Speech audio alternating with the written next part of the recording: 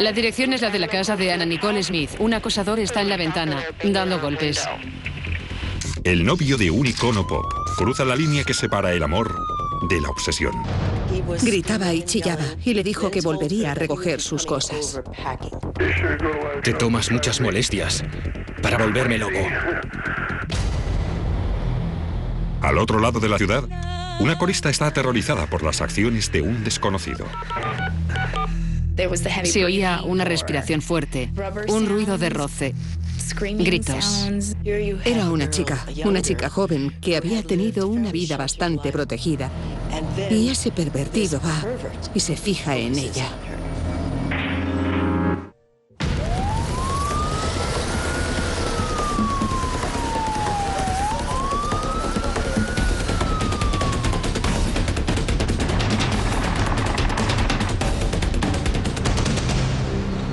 Hollywood se sustenta en el poder magnético de las caras famosas.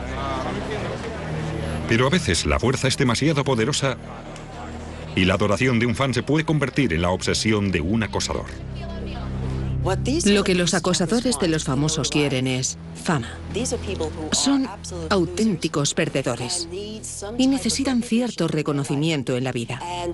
Y no diferencian entre matar a alguien, hacer daño a alguien o acosar. Solo quieren ser famosos. Rhonda Saunders ha dedicado su carrera a meter a acosadores entre rejas. Una de sus muchas víctimas famosas fue la chica Playboy convertida en estrella de la televisión, Anna Nicole Smith. Anna Nicole Smith es una persona muy conocida aquí, en Hollywood. Ana, hazme cochinadas. Cuando tenía 20 y tantos, Anna Nicole bailaba en un bar de striptease en Texas. Y allí conoció a un multimillonario, J. Howard Marshall, que entonces era un octogenario. Él le propuso matrimonio y ella aceptó.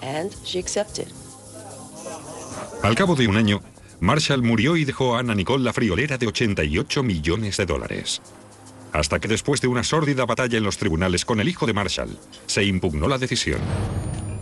Pero Anna Nicole siguió siendo cada vez más famosa como chica Playboy del año y estrella de su propio programa de televisión. Una vez le pregunté a mi hijo, ¿quién crees que mira el programa de Anna Nicole? Y me dijo que en todas las residencias de estudiantes del país se veía el programa de Anna Nicole todas las semanas. Era una especie de icono para los jóvenes. Estaban fascinados. ¿En qué puedo ayudarle? Pero la fascinación de un hombre se convirtió en obsesión. La dirección es la de la casa de Anna Nicole Smith. Un acosador está en la ventana, dando golpes. La traumática experiencia de Anna Nicole empezó cuando aceptó ir a una cita a ciegas con Mark Hatten, de 34 años. Anna Nicole y Mark se conocieron a través de la hermana de Mark, Jackie. Quizá no fue muy inteligente por mi parte presentar a una amiga a un miembro de mi familia, por si algo salía mal. Yo le dije, ni hablar, no te la pienso presentar. Y él, por favor, por favor. Y yo, ni siquiera sé si le vas a gustar. Y como muchas relaciones, al principio fue ideal. Se pasaban el día con besitos, carantoñas, cariñitos y todo lo que se puede desear en una relación. Me parecía precioso. No creo que Anna supiera dónde se estaba metiendo cuando inició una relación con Mark Hatten. En cuestión de un par de semanas, Hatten se obsesionó con Anna Nicole. Y se pasaba horas dibujándolos a los dos juntos y escribiendo cartas de amor. Según Anna Nicole, lo que hubo entre ella y Mark Hatten nunca fue amor. Él no sentía nada auténtico por ella. Creo que para él fue algo muy grande. Estar con alguien cuyo estatus estaba por encima del suyo. Y era tan guapa. ¿A qué hombre no le gustaría estar con la chica Playboy del año? Su relación duró 3 meses. Pero entonces las cosas fueron terriblemente mal. Empezó con una pelea. Hatten se enfadó muchísimo y tenía un cuchillo y se lo puso en la garganta a Anna Nicole. Entonces cogió el arma que ella tenía en la estantería al lado de la cama y se dedicó a agitarla arriba y abajo amenazando con matarse. No sé cómo, Anna consiguió echarlo de casa, cerró la puerta y esperó. Y deseó que él no regresara más. Pero Mark Hatten regresó. Te tomas muchas molestias para volverme loco.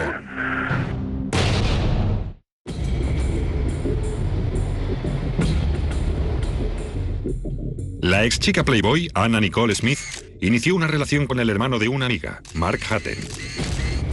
Eran como dos tortolitos. Estaban muy enamorados. Pero a los 3 meses, la relación era cada vez más inestable. Ambos eran personas muy imprevisibles, así que durante las 6 semanas o 3 meses, o lo que fuera que durasen, hubo muchos gritos, broncas y peleas entre ellos. Las últimas semanas la relación se vino abajo. Una noche, sus constantes peleas se salieron de madre. Preocupada, no solo por su propia seguridad, sino también por la de su hijo adolescente, Anna Nicole rompió la relación. Al día siguiente cerró la puerta después de que él se marchara y no le dejó volver a entrar. Cuando eres madre y tienes hijos y debes proteger tu casa y a tu familia, harás lo que sea necesario para conseguirlo, para protegerles. Anna Nicole esperaba que ahí terminaran sus problemas. Pero no hicieron más que empezar. Mensaje guardado. Te echo mucho de menos. Te quiero dar un beso. Porque te he querido besar. Porque te echaba de menos cuando me he despertado. La campaña de acoso de Mark Hatten había empezado. La llamaba continuamente. Hacía que Jackie, su hermana, la llamara. Te echaba de menos. Te echaba de menos. Me sentiría mejor si me dieras un beso en la frente. Él siguió llamando y llegó un momento en el que ella no cogía el teléfono. Hatten le dejaba mensajes 2 o 3 veces al día. Por favor, coge el teléfono, por favor. Por favor, contéstame, pichoncito. Fin del mensaje. Entonces, Hatten empezó a presentarse en casa de Anna Nicole. Le dejaba notas, le dejaba fotos en el jardín. Para él era un modo de decirle, puedo llegar a ti cuando me apetezca. ¿Dices que no me quieres aquí? Pues aquí tienes la foto. Así que su presencia era continua. Anna Nicole empezó a temer lo que Hatten podía llegar a hacer. Iba constantemente a su casa, la acechaba, espiaba por las ventanas, la llamaba muchas veces al día. La amenazaba cuando no podía salirse con la suya. No era la fase de separación normal de una relación que se ha roto. Es claramente un comportamiento obsesivo.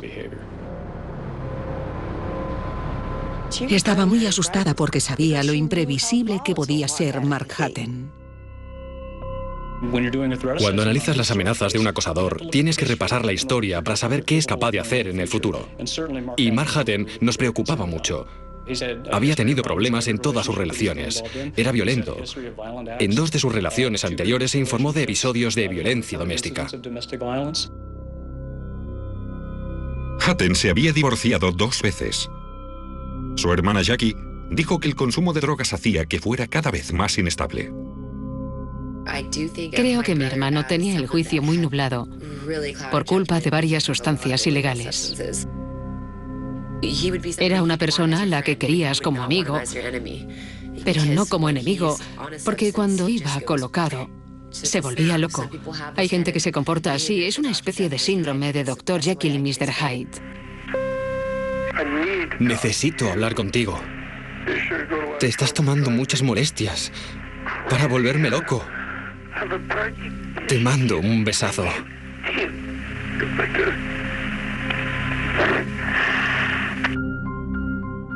No estaba enamorado de Anna. Estaba enamorado de su fama.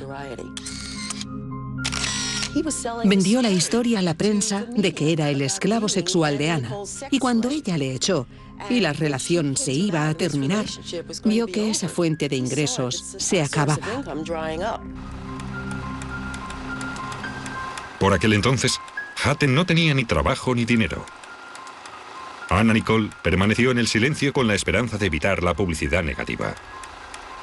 Pero como su examante se volvió más persistente, pidió ayuda a la policía. La policía había ido varias veces a casa de la señorita Smith y se había encontrado el señor Hatton en el jardín. Pero consiguió convencer a los agentes de que era su novio, que era una riña de enamorados, que podía estar allí. Así que no le detuvieron ni redactaron ningún informe. La policía le dijo que quizá debería irse un tiempo de ahí y se marchó de la propiedad, pero regresó al cabo de 1 o 2 días. Ella no conseguía librarse de él, hiciera lo que hiciera, dijera lo que dijera. Durante casi 2 años, Hatton acosó a Anna Nicole. Hasta que una noche se pasó de la raya. Se fue hasta la casa de Anna y empezó a aporrear la puerta. No hacía ni media hora que la había llamado y le había dicho: si yo no te puedo tener, no te tendrá nadie. Y entonces le dijo que iría a buscar sus cosas. Creo que cualquier persona que haya visto alguna vez la tele, alguna película, sabe qué significa eso. Anna tenía miedo de que esta vez se presentara con un arma. Anna Nicole hizo bien en tener miedo. La dirección es la de la casa de Anna Nicole Smith. Un acosador está en la ventana dando golpes.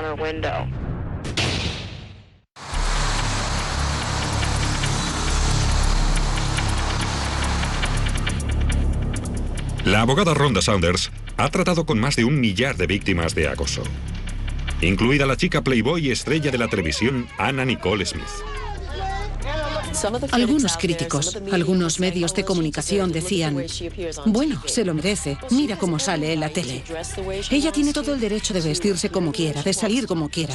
Sin duda alguna, no merece que nadie la trate como la trató Mark Hatton. Tras una violenta pelea con Mark Hatton, Anna Nicole puso fin a su relación.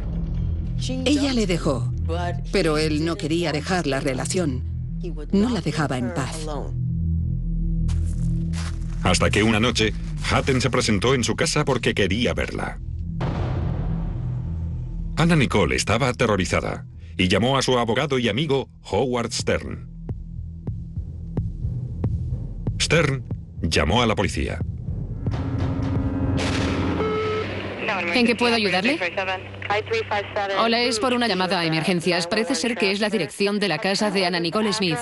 Un acosador está en la ventana, dando golpes. Volvió a aporrear la puerta y luego se fue al lateral de la casa. Gritaba sin parar y Anna estaba aterrorizada. Espera, te paso con su abogado. Howard, cuenta a la policía qué está pasando. Hay un tío que se llama Mark y que acosa a Anna Nicole Smith en su jardín, al lado de la ventana. Con ella estaban su ayudante, Kim, y su hijo. Se encerraron en la habitación y Anna cogió la pistola, pero se atrincheraron allí. Vamos a enviar a un agente, ¿de acuerdo?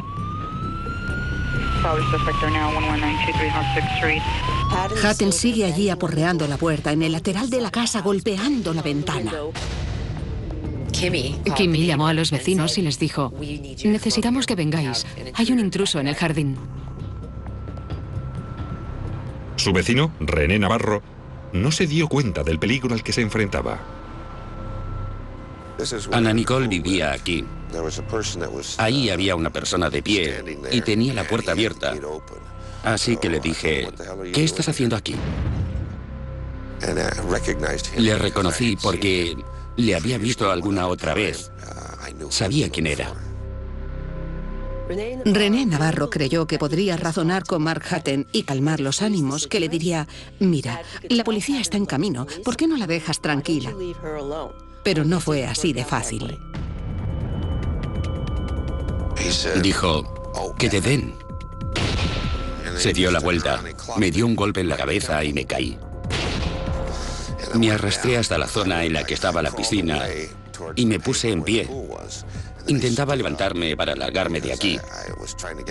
Lo siguiente que recuerdo es un pie viniendo hacia mí y me golpeó la mano, las dos manos. Se levantó y corrió hacia la puerta para salir de allí. Fui hasta la puerta y vi que pasaba algo raro. No sé si había alguien a este lado, pero no podía abrir la puerta. Corrió hacia la puerta y empujó. Y la puerta rebotó y le pilló la mano. Y parece ser que mi hermano, eso dice, cogió el bloque de hormigón que había en el suelo. Lo levantó por encima de su cabeza y empezó a venir hacia mí. Y cuando lo vi, yo me acerqué a él. Le dije, puedes matarme, estoy en paz con Dios, pero tú, todo el mundo sabe quién eres. Anna Nicole estaba aterrorizada. Necesitaba que alguien ayudara a René. Histérica, pidió a su amigo Stern que llamara otra vez a la policía. Hay un acosador delante de la ventana de la habitación de Anna Nicole y acaba de dar una paliza a alguien, a su vecino. ¿Le ha dado una paliza ahora? Sí, ¿Esa persona necesita atención? creo que sí. Cuando llegó la policía, Hatton había desaparecido. Solo encontraron a Anna Nicole aterrorizada y a René malherido. Se trata de un hombre que intentaba ayudar. No era el destinatario de la ira de Mark Hatton, era Anna Nicole. Y aún así, Mark Hatton le consideró un obstáculo entre él y Anna. Así que en un ataque de rabia, atacó violentamente a René. La policía localizó a Hatton. Le detuvieron y le acusaron de amenazas criminales, lesiones y acoso. El caso pasó a la unidad de gestión de amenazas. Mark Hatton puede ser un hombre muy peligroso. Estaba convencido de no haber hecho nada malo. Creía ser lo suficientemente carismático para convencer a todo el mundo de que era inocente y de que la culpa era de Anna Nicole, de su entorno, de la policía, de cualquiera que estuviera remotamente implicado en el caso. Cualquiera menos él. Pero en la vista preliminar se empieza a vislumbrar cómo es Hatton en realidad. Creo que Hatton tenía algo contra todas las mujeres. Menospreciaba a las mujeres en general. Y ahí estaba, en el tribunal. Y no solo Anna Nicole Smith era la víctima. La juez también era una mujer. La alguacil también era una mujer y yo era la acusación. Y él creía que las mujeres eran tan idiotas que se creerían cualquier cosa que les contara. Yo no soy mala persona. En esencia, me fui cuando nos peleamos. Y nunca he usado un arma contra nadie en toda mi vida en una pelea. Es todo. Lo máximo que he hecho jamás es algún delito menor, algún pequeño altercado. Es cosa suya decidir si debo ir a la cárcel o no. Está en sus manos.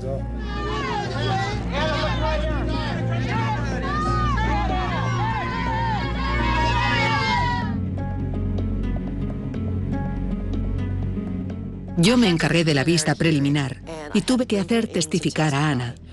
Y cooperó muchísimo. También expresó el miedo que sintió por ella y por su hijo y por la gente que trabajaba para ella. Pero su mejor baza era René Navarro. El señor Navarro fue una tercera parte completamente imparcial. Un buen hombre que acudió al rescate y le dieron una paliza debido a su intento de ayudar a Anna Nicole Smith. Y su testimonio fue muy importante. No es una simple pelea en casa de alguien cuando acabas con las heridas que el señor Navarro tenía. Incluso con la declaración de René, se desestimaron los cargos por acoso. Puesto que Anna Nicole no había querido presentar cargos contra Hatton, muchos de sus actos durante los 2 últimos años no habían dejado constancia. Anna Nicole debería haber informado del incidente del cuchillo. La hermana de Hatton, Jackie, y Anna Nicole siguen siendo amigas. Son mi hermano y mi mejor amiga, que es como una hermana para mí, así que, ¿con quién te quedas? Yo no quería involucrarme en eso, ojalá nunca les hubiera presentado. Nunca. Como fiscal, Raras veces veo el interior de un sitio como este, pero Manhattan sí. Y debido a su obsesión con Anna Nicole, y también por lo que le hizo a René Navarro, le condenaron a más de 7 años de cárcel.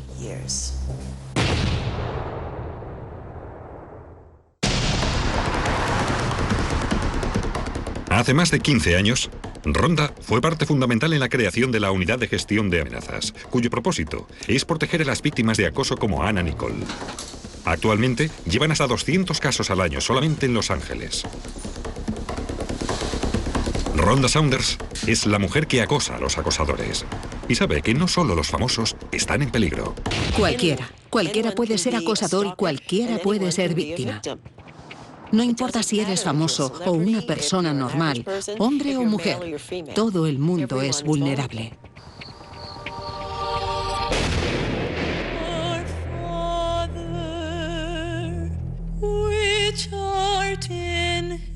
María Noel era una adolescente que cantaba y trabajaba en la iglesia local de Glendale, California, hasta que se convirtió en la víctima escogida al azar de un acosador depravado. He llevado muchos casos de acoso, y no diría que este era el acosador más peligroso de los que he conocido, pero seguramente era uno de los más crueles. Tenía mucho miedo de que me violara. Lo que le hizo a esa chica es imperdonable. Era aterrador. La inocencia de María Noel estaba a punto de romperse en pedazos.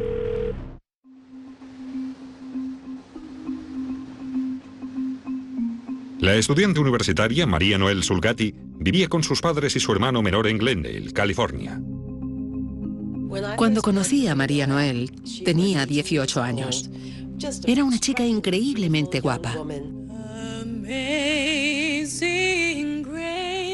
Y llevaba una muy buena vida. Cantaba en la iglesia. A los 15 o 16 años, me di cuenta de que Dios me había dado ese talento, ese don, para que compartiera el Evangelio con los demás de la mejor manera que podía, cantando. Pero la inocencia de la vida que ella conoce está a punto de romperse. Recibía 1 o 2 llamadas al día. Casi siempre colgaba nada más coger el teléfono. La otra persona colgaba, se oía el clic. Y entonces empecé a recibir muchísimas más llamadas. Recibía 20 o 30 llamadas al día. Y por la noche a veces teníamos que desconectar el teléfono porque llamaba a las 2, a las 3 o a las 4 de la madrugada. Y las llamadas se volvieron más sexuales. Oía jadeos o, bueno, ruido de roces y gritos. A veces me llamaba para decirme cómo se masturbaba. Era todo muy asqueroso. Estaban muy asustados porque ahora sabían que había una persona que tenía un objetivo y sabían cuál era. Era de naturaleza sexual. Tenía mucho miedo de que me violara. Eso era lo que me daba miedo, o que hiciera daño a mi familia. Era aterrador. Lo que verdaderamente sentíamos era miedo. Estábamos asustados. Teníamos miedo de que le pasara algo. Era una chica joven que había tenido una vida bastante protegida y ese pervertido va y se fija en ella.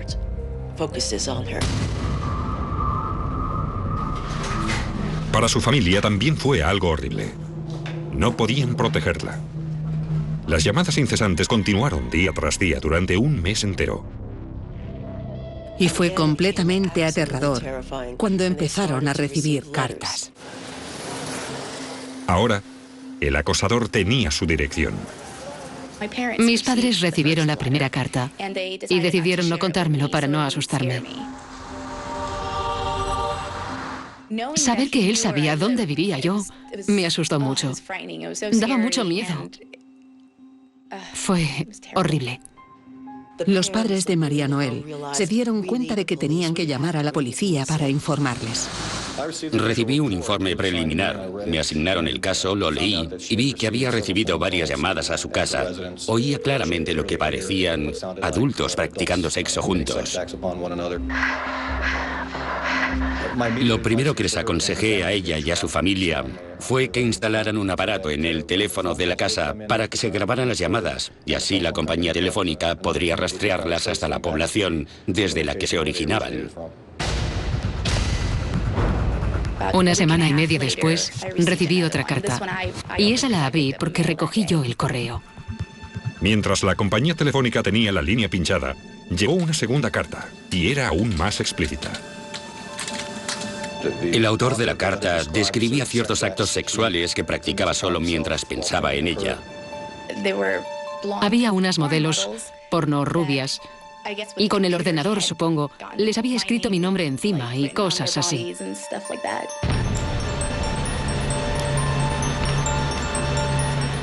Se buscaron huellas en ambas cartas. Los técnicos forenses me dijeron que había manchas o huellas parciales, pero nada que nos permitiera identificar positivamente al autor. Pasaron 6 semanas. La confianza del acosador iba en aumento. Parecía que se dedicaba a jugar para desviar la investigación en curso. Lo que hacía el acosador era, en algunas de las cartas, afirmar que observaba a las víctimas en clase. Sé quién eres, pero tú no me conoces. No sabía en quién podía confiar, no sabía si era un amigo, no tenía ni idea de quién era, no sabía si era un profesor. María Noel empezaba a acusar el estrés. Yo no había tenido ningún novio, nunca había salido con nadie, así que no podía ser un exnovio, ni nadie que hubiera estado conmigo. No podía dormir. Era igual donde estuviera, tenía miedo, incluso en mi casa. Dejó las clases, dejó el trabajo, le destrozó la vida porque no sabía quién era. Todo el mundo era sospechoso.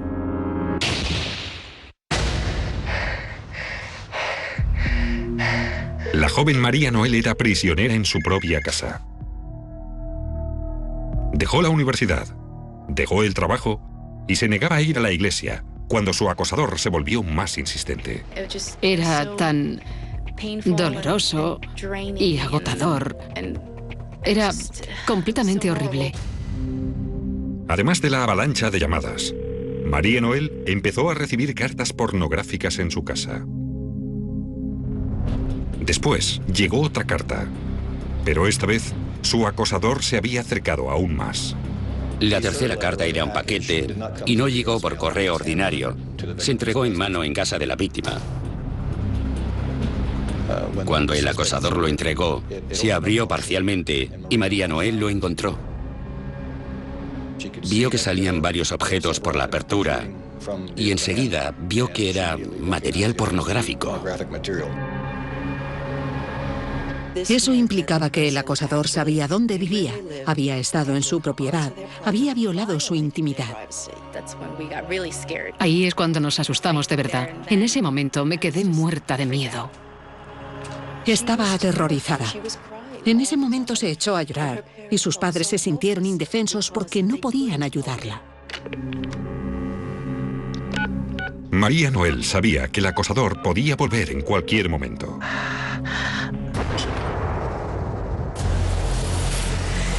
Entonces, 3 semanas después de que pincharan el teléfono, el acosador cometió un error fatal. Hizo varias llamadas consecutivas desde el mismo teléfono. Eso les llevó hasta una dirección al oeste de Los Ángeles, a 25 kilómetros de la casa de María Noel. La compañía telefónica dijo que 2 de las llamadas venían de un piso de este edificio. Por fin, la policía tenía la primera pista válida. Vine con un equipo de investigación. Vigilamos el piso durante 2 días y a los 2 días supimos que aquí vivía una anciana llamada Mildred Cooper. Pero Mildred Cooper vivía sola y no tenía parientes varones que pudieran haber hecho las llamadas. Era otro callejón sin salida. María Noel y toda su familia quedaron destrozados. Les daba mucho miedo salir de casa. Vivían constantemente asustados. A pesar de que el caso se estaba enfriando, el inspector Osborne se negó a rendirse. Pensé en llamarles para ver cómo les iba y cómo llevaban el estrés de la investigación. Así que les llamé a casa y hablé con María Noel. Y cuando estábamos al teléfono me dijo que tenía una llamada por la otra línea.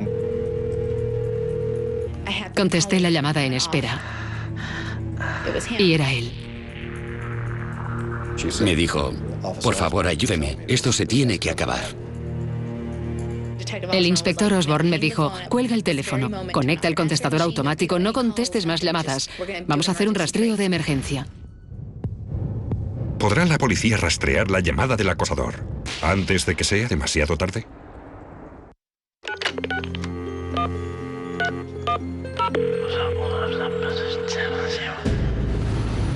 La policía por fin se está acercando al acosador de María Noel Sulgatti.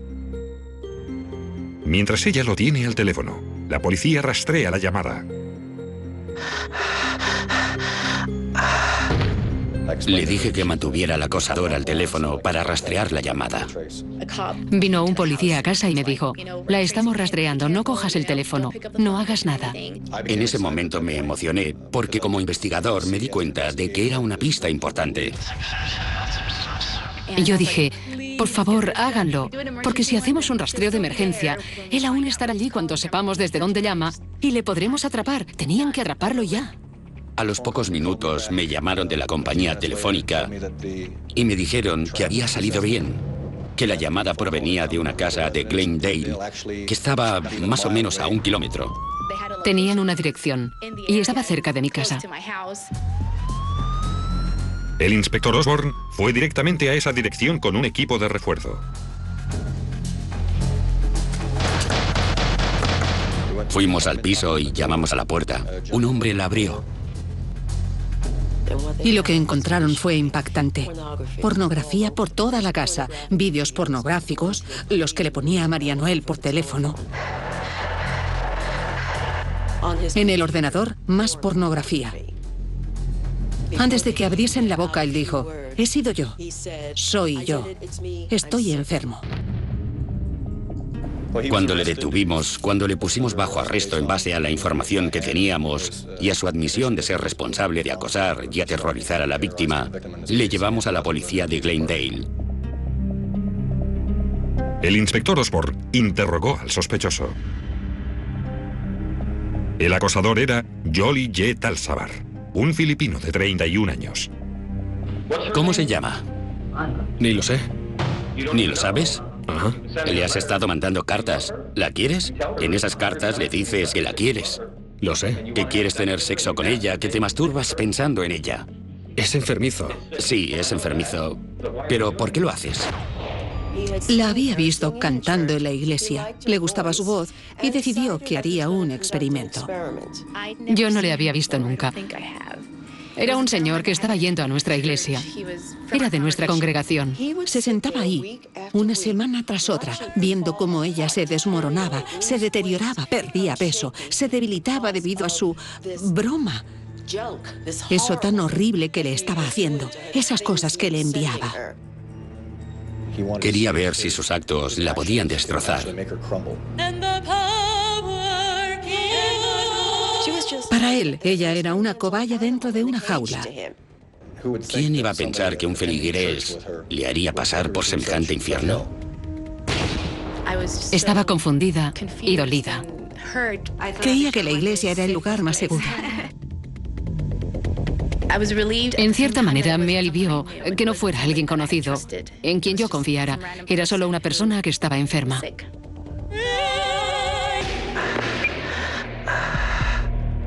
El inspector Osborne descubrió que Al-Sabar había estado trabajando como enfermero para la anciana, a cuyo piso les llevó la primera llamada.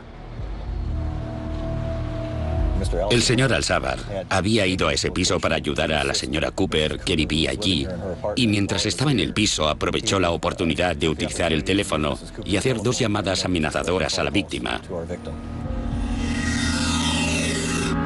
Jolie J. Talsabar creyó ser muy listo borrando su rastro. Me explicó que se ponía guantes cuando escribía las cartas y cuando iba a llevarlas al buzón para enviarlas, las llevaba dentro de una camisa y las cogía con la camisa para que sus manos no entraran en contacto con el papel. Se creía muy listo, pero le pillaron. Al-Sabbar fue acusado de acoso. Joliet Al-Sabbar decidió no oponerse, porque cuando vio a la víctima ahí sentada, dispuesta a declarar en su contra, se dio cuenta de que un jurado le condenaría sin pestañear. Le condenaron a 3 años de cárcel. Es un caso extremadamente importante porque es una de esas cosas que le pueden suceder a cualquiera. Identificar al culpable y llevarlo ante la justicia para que pague por sus actos y terminar con todo para que esa chica pueda volver a vivir en paz y tranquila y relajada fue muy reconfortante. En el mundo hay mucha gente enferma y tenemos que aprender a ayudarles si es que hay alguna manera. Yo aprendí a ser más cuidadosa, sin duda, sin duda. María Noel ha seguido con su vida y está prometida, se va a casar. Ha rehecho su vida por completo y, con suerte, esta experiencia no la dejará marcada. Cuando cumplió la condena, Al-Sabbar salió de la cárcel, pero no se inscribió como delincuente sexual.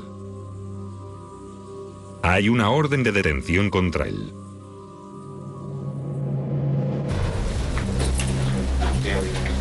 En cuanto al acosador de Anna Nicole Smith, Mark Hatten, sigue entre rejas y se prevé que salga en libertad en 2010.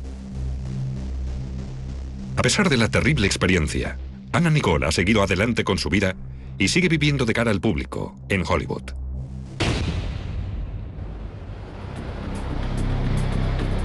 Actualmente, todos los estados tienen una ley contra el acoso. Y eso demuestra que el acoso no es algo que pasa solamente a los famosos en California. Es algo que le pasa a la gente normal. Cuanto más sabe la gente del acoso, más cosas se entienden y mejor preparada está la policía para estos casos.